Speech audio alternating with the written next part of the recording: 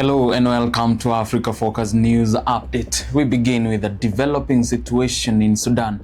The United Nations Refugee Agency is calling for urgent international assistance as thousands of people continue to flee Sudan's Darfur region into neighboring Chad, escaping renewed violence and trauma.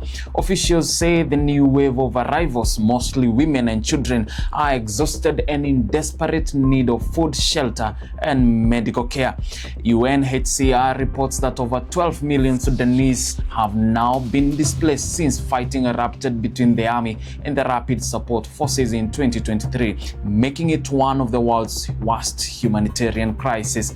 In Chad, local communities and aid agencies are struggling to cope. Refugee camps are overstretched and there are growing fears of disease outbreaks and food shortages. The refugee influx underscores the interconnected nature of African conflicts, where one country's war quickly spills across borders. For Africa, the Darfur crisis is a stark reminder of the urgent need for coordinated peace diplomacy and stronger regional response mechanism to manage mass displacement.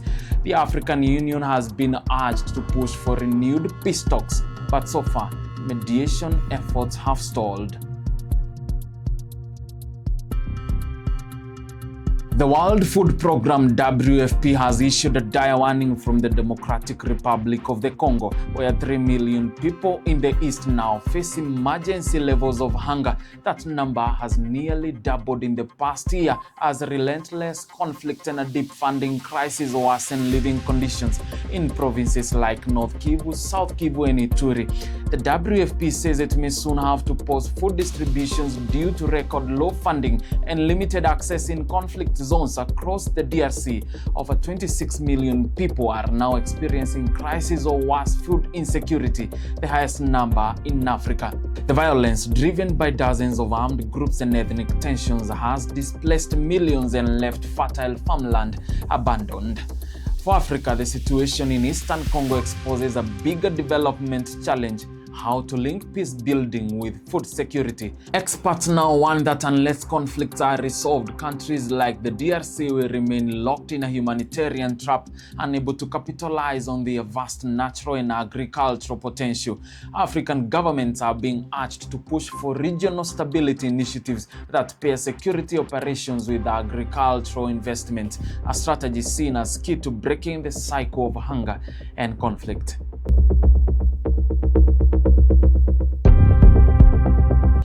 In Tanzania, political tensions are rising after police arrested a senior official from the main opposition party, Chadema, and named 9 others wanted over last week's post-election protests. The government says the arrests are linked to violence that erupted following the general election.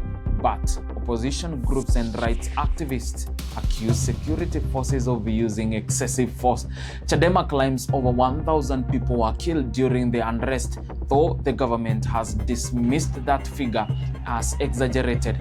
The protest broke out after President Samia Suluhu Hassan was declared the winner with nearly 98% of the vote, a result widely criticized by international observers for lacking credible opposition participation. The crackdown is a test of Tanzania's democratic credentials, once seen as a model of stability in East Africa. Observers say how Tanzania handles this moment will determine whether it restores trust in its institutions or deepens a cycle of repression and discontent. My name is Maurice Mbugua and this is Africa Focus. We thank you for watching.